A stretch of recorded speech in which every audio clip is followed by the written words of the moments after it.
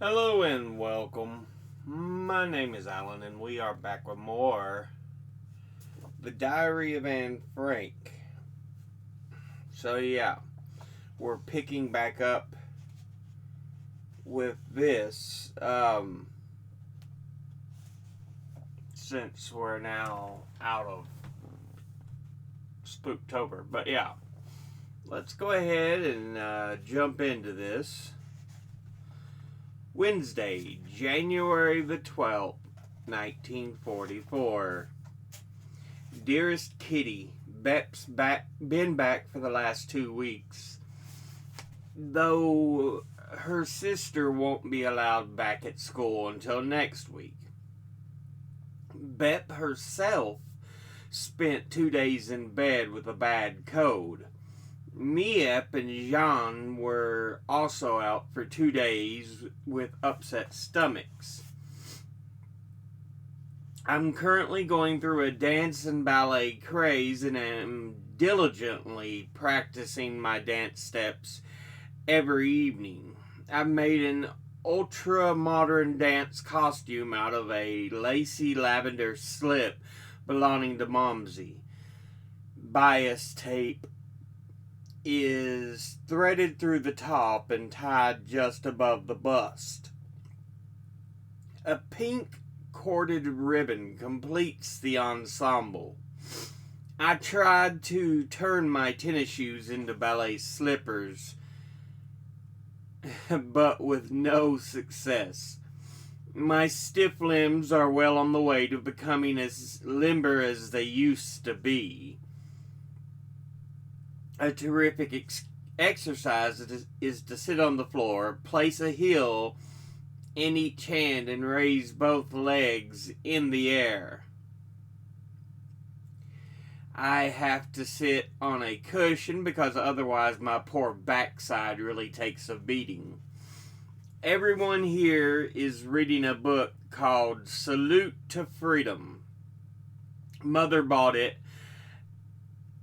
Thought it was extremely good because it describes a number of adolescent problems.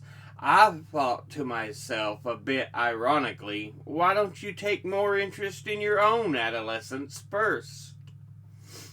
I think Mother believes that Margot and I have a better relationship with our parents than anyone in the whole wide world, and that no mother is more involved in the lives of her children than she is. She must have my sister in mind since I don't believe Margot has the same problems and thoughts as I do. Far be it from me to point out to Mother that one of her daughters is not at all what she imagines. She'd be completely bewildered, and anyway, she'd never be able to change. I'd like to spare her that grief, especially since I know that everything would remain the same. Mother does sense that Margot loves her much more than I do, but she thinks I'm just going through a phase. Margot's gotten much nicer. She seems a lot different than she used to be. She's not nearly as catty these days and is becoming a real friend. She no longer thinks of me as a little kid who doesn't count. It's funny, but I can sometimes see myself as others see me. I take a leisurely look at the person called Anne Frank and browse through the pages of her life as though she were a stranger. Before I came here, when I didn't think about things as much as I do now, I occasionally had the feeling that I didn't belong to Momsy, Pim, and Margot, and that I would always be an outsider. I sometimes went around for 6 months at a time pretending I was an orphan. Then I'd chastise myself for playing the victim when really I'd always been so fortunate. After that, I'd force myself to be friendly for a while, Every morning when I heard footsteps on the stairs, I hoped it would be Mother coming to say good morning. I'd greet her warmly because I honestly did look forward to her affectionate gaze or glance. But then she'd snap at me for having made some comment or other, and I'd go off to school feeling completely discouraged. On the way home, I'd make excuses for her, telling myself that she had so many worries. I'd arrive home in high spirits, chatting 19 to the dozen, until the events of the morning would repeat themselves, and I'd leave the room with my school bag in my hand and a pensive look on my face. Sometimes I'd decide to stay angry, but then I always had so much to talk about after school that I'd forget any resolution and want Mother to stop whatever she was doing and lend a willing ear. When the time would come once more when I no longer listened for the steps on the stairs and felt lonely and cried into my pillow every night. Everything has gotten much worse here. But you already knew that. Now God has sent someone to help me. Peter. I fondle my pendant, press it to my lips, and think, what do I care? Petal is mine and nobody knows it. With this in mind, I can rise above every nasty remark. Which of the people here would respect that so much is going on in the mind of a teenage girl?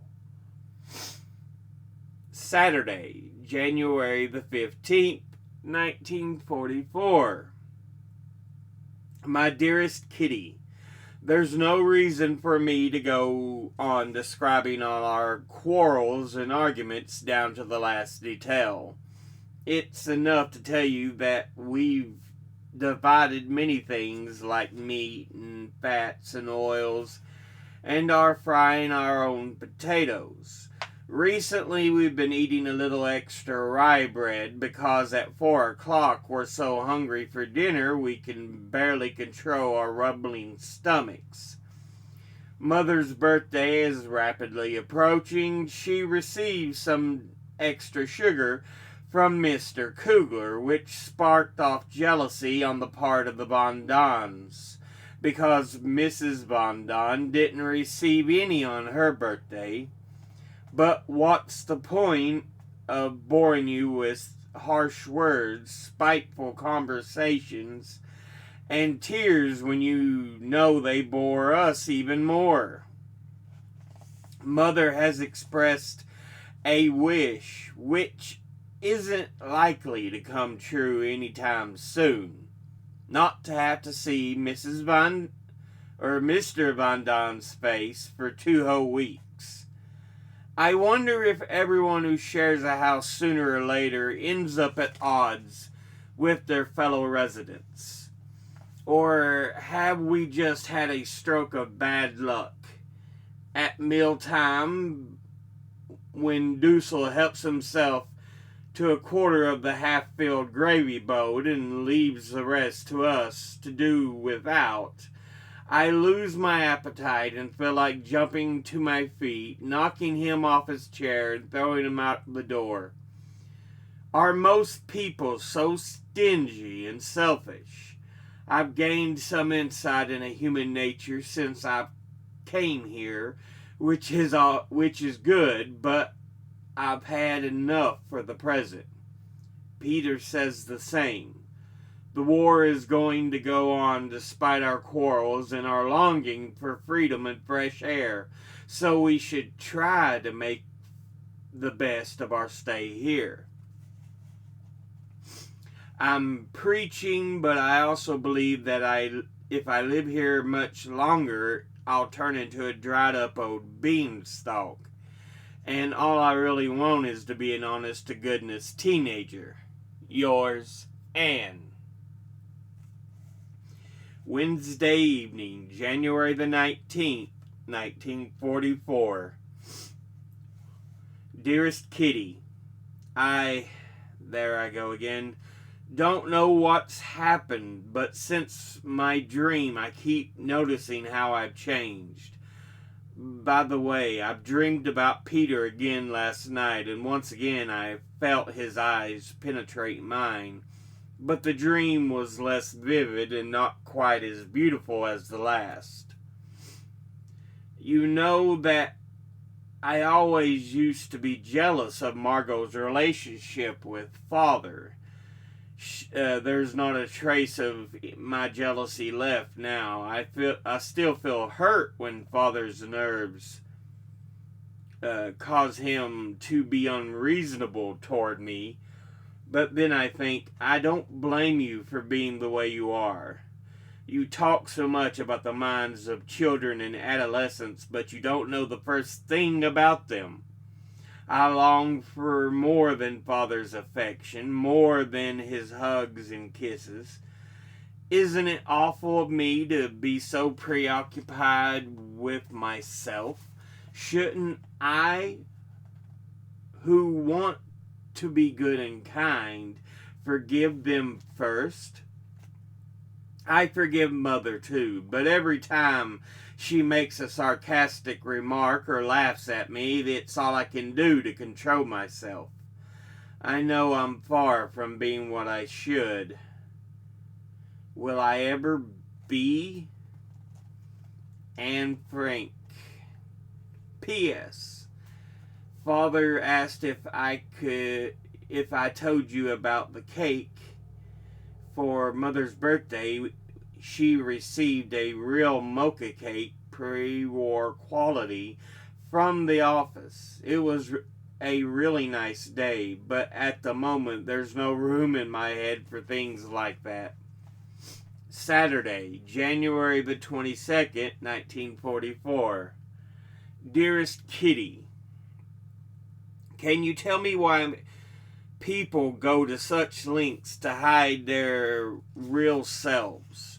Or why I always behave very differently when I'm in the company of others? Why do people have so little trust in one another? I know there must be a reason, but sometimes I think it's horrible that you can't ever confide in anyone, not even those closest to you. It seems as if I've grown up since the night and I had that dream, as if I've become more independent.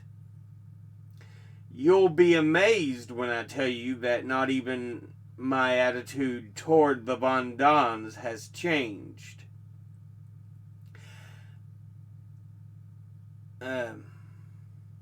I've stopped looking at all the discussions and arguments from my family's biased point of view. I suddenly realized that if Mother had been different, if she had been a real mom, our relationship would have been very, very different.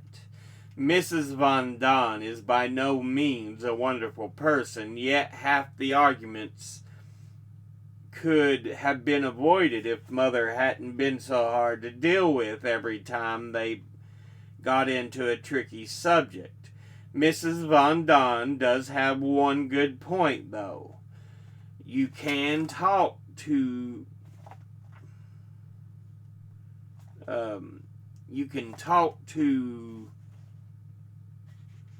her.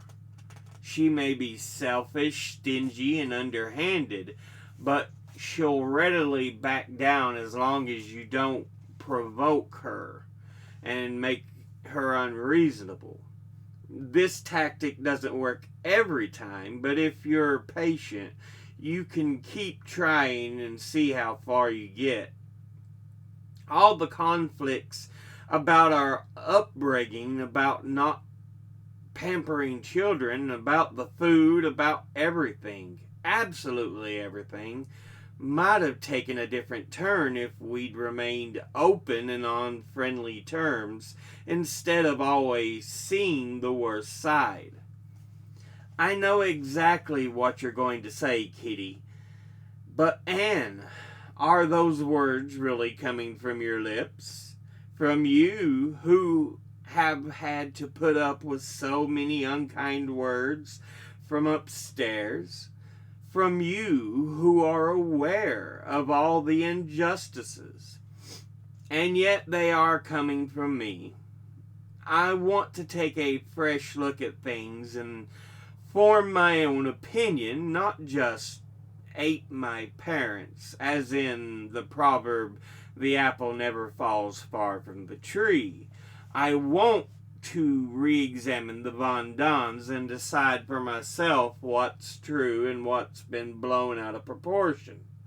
If I wind up being disappointed in them, I can always side with father and mother, but if not, I can try to change their attitude, and if that doesn't work, I have to stick to my own opinions and judgment. I'll take every opportunity to speak openly to Mrs. Von Don about our many differences and not be afraid, despite my reputation as a smart aleck, to offer my impartial opinion.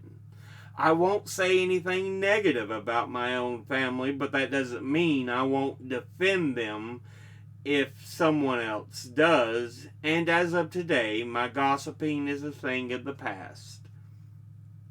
Up to now, I was absolutely convinced that the Von Dons were entirely to blame for the quarrels, but now I'm sure the fault was largely ours.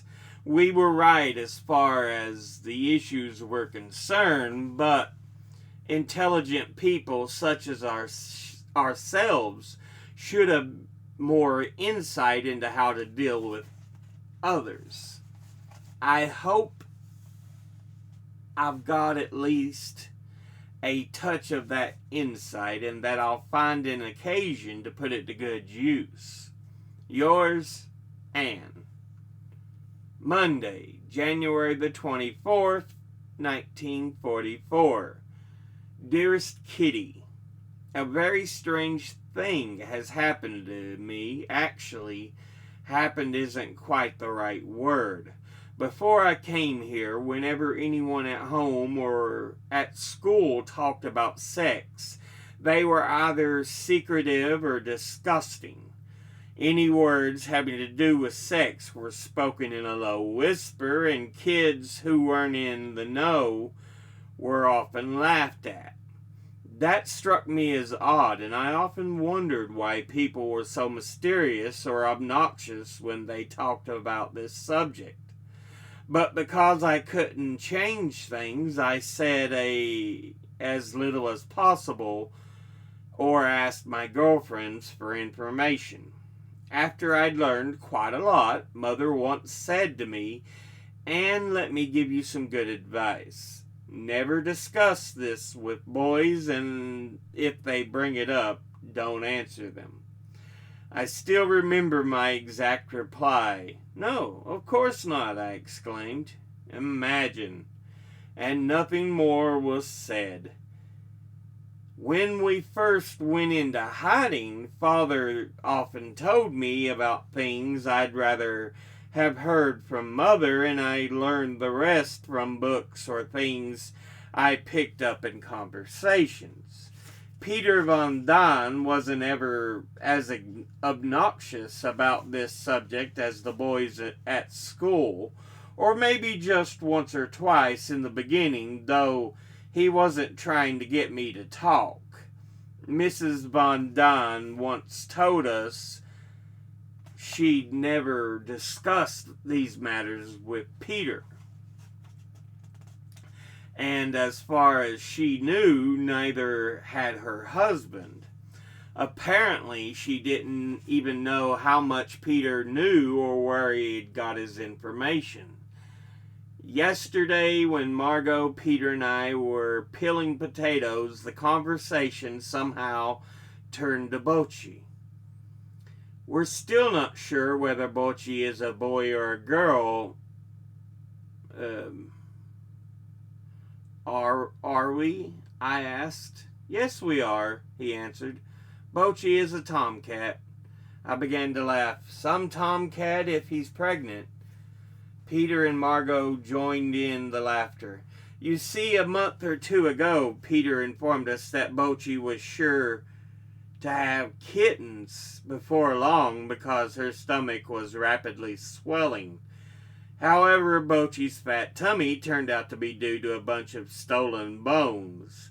No kittens were growing inside, much less about to be born.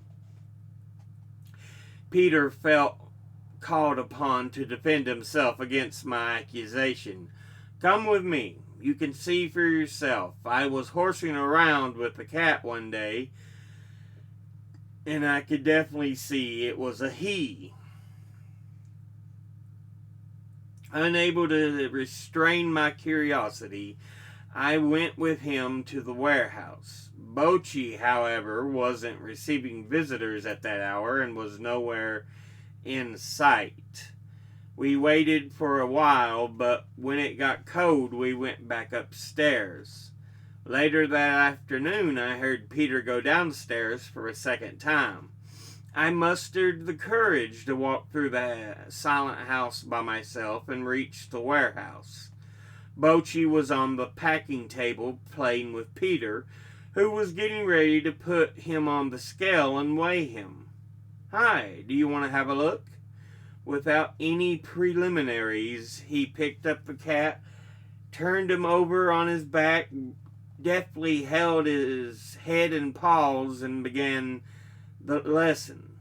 This is the male sexual organ. These are a few stray hairs, and that's his backside. The cat flipped himself over and stood up on his little white feet.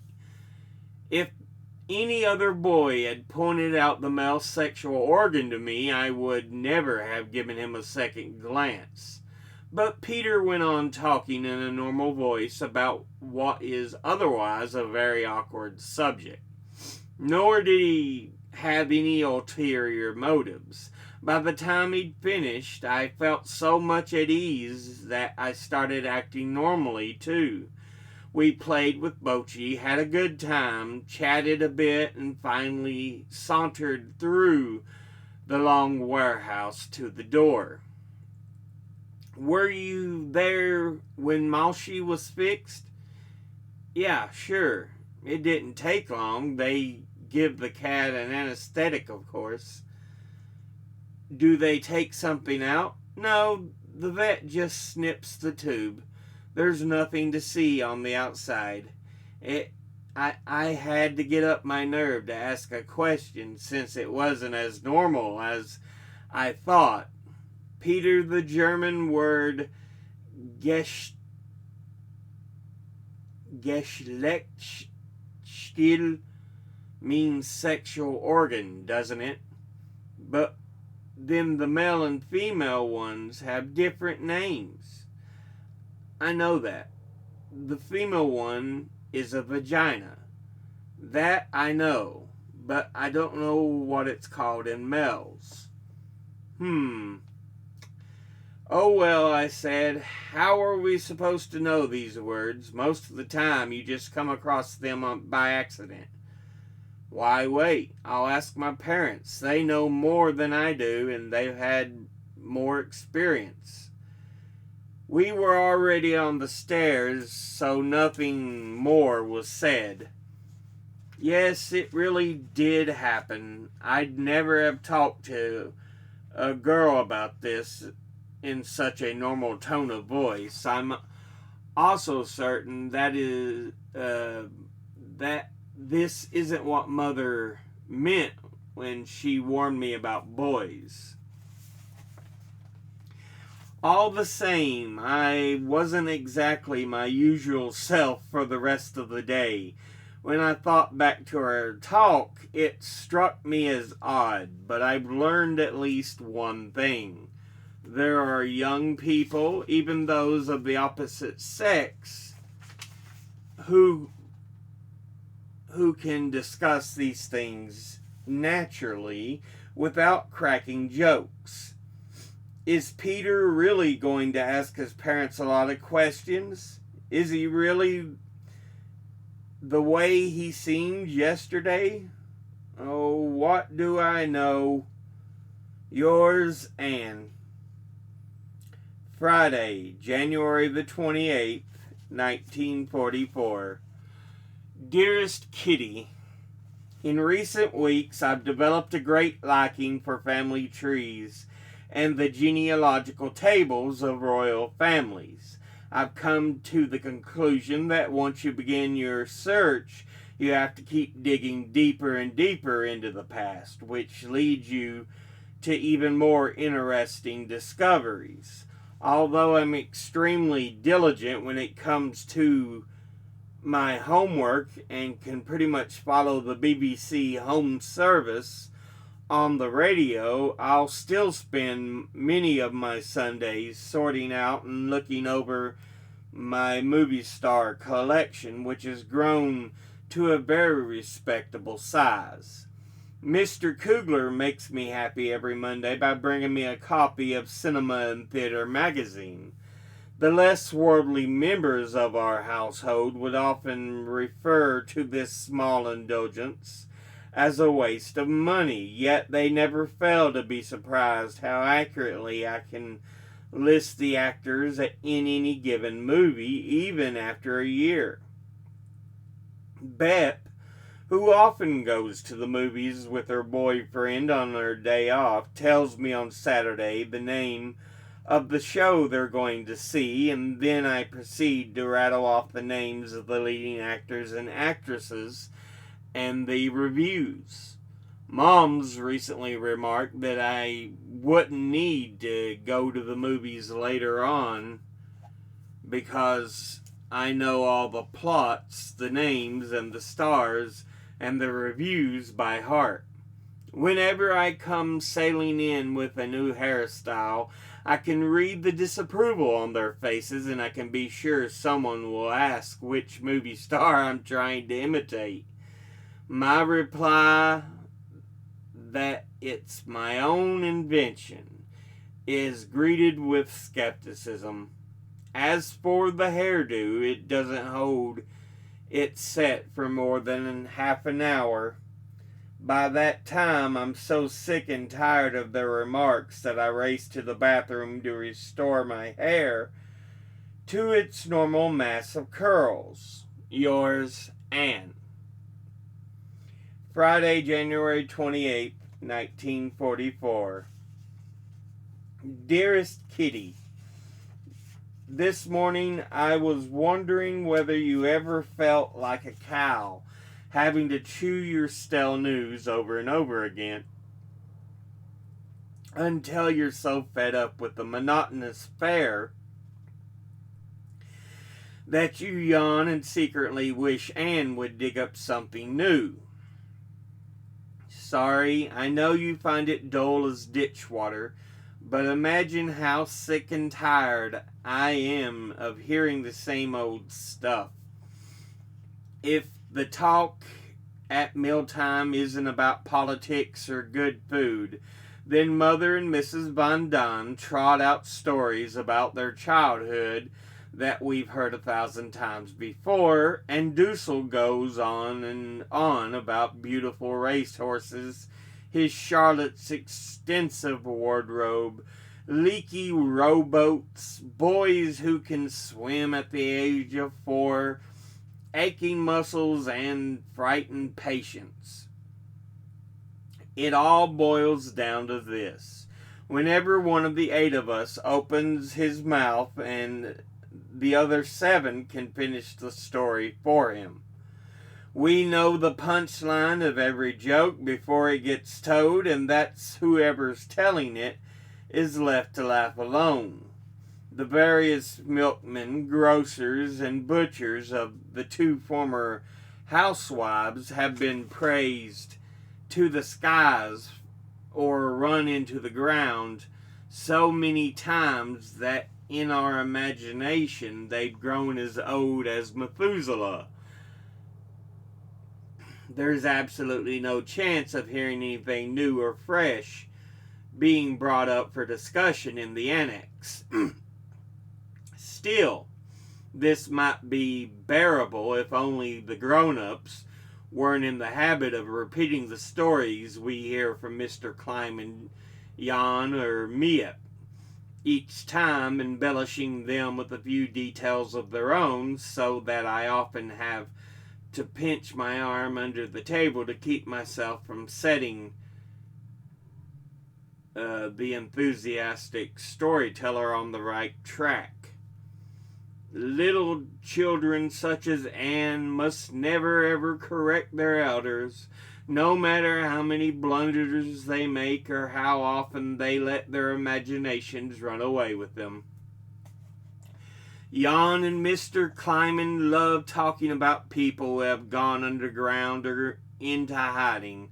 They know we're eager to hear about others in our situation and that we truly sympathize with the sorrow of those who have been arrested as well as the joy of prisoners who have been freed. Going underground or into hiding has become as routine as the proverbial pipe and slippers that used to await the man of the house after a long day at work.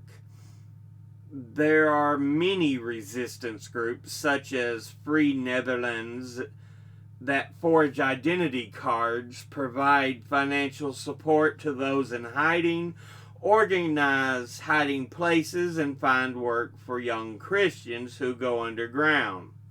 It's amazing how much these generous and unselfish people do, risking their own lives to help and save others. The best example of this is our own helpers who have managed to pull us through so far and will hopefully bring us safely to shore.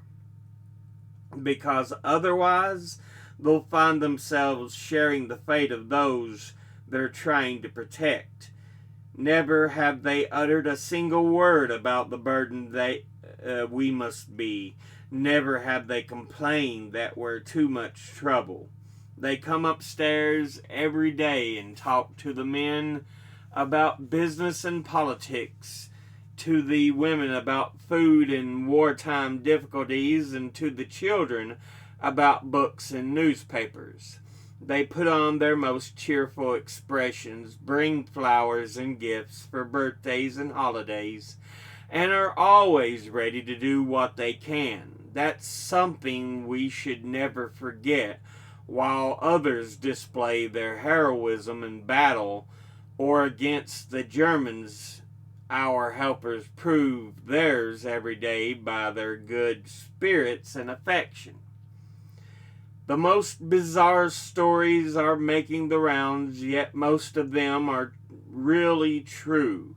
For instance, Mr. Kleiman reported this week that a soccer match was held in the province of Gelderland. One team consisted entirely of men who had gone underground and the other of 11 military policemen.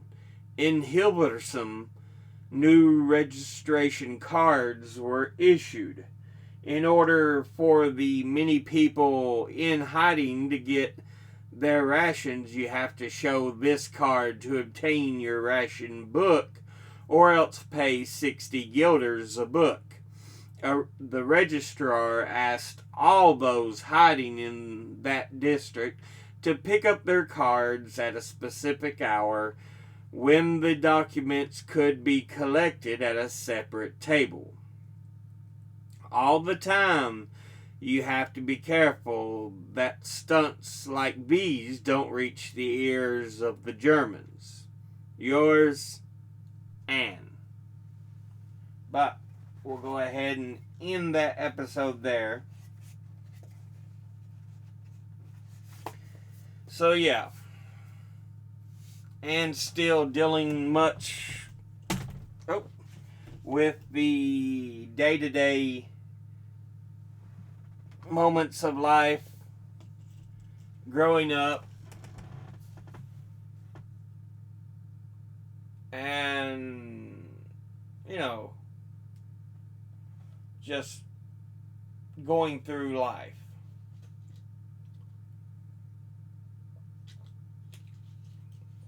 And she's finding personal revelations. At least that's what she feels, that as much as she struggles with her mother, there's no need to argue anymore.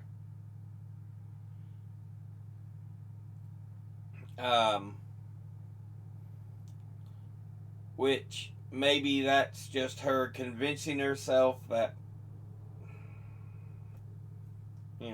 it doesn't need to be done, or perhaps it's a mood, because again, she is a teenager. She's going through those moments in her life. Her personality is still going through its changes and formation. So yeah.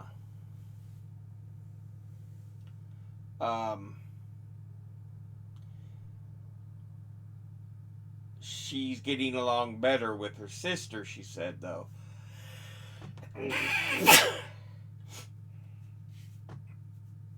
That her and Margot at least seem to be on each other's level.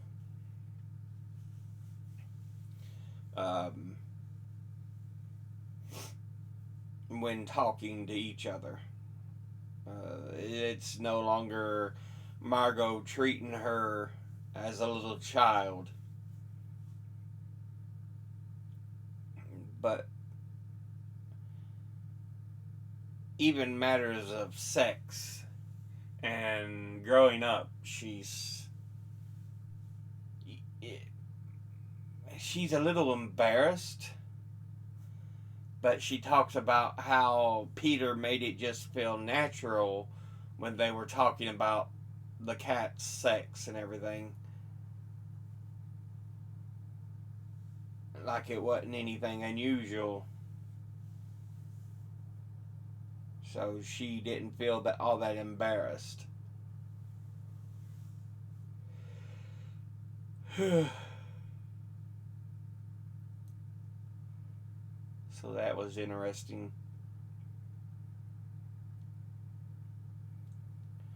But yeah, she still struggling with Mr. Dussel.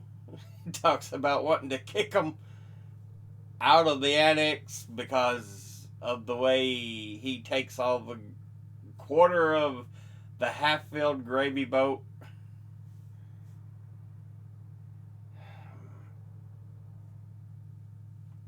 But she kind of just has to deal with it.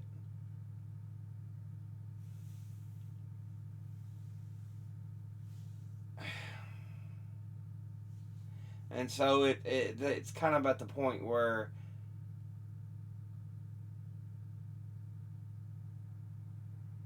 she's having to try to be so much more humble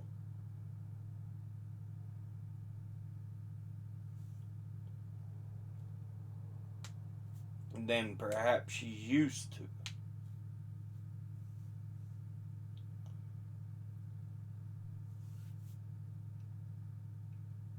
But yeah.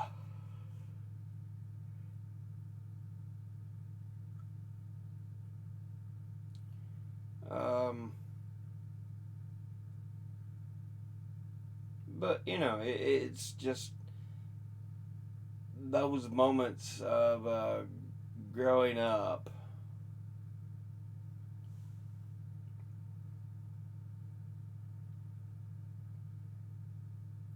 So yeah.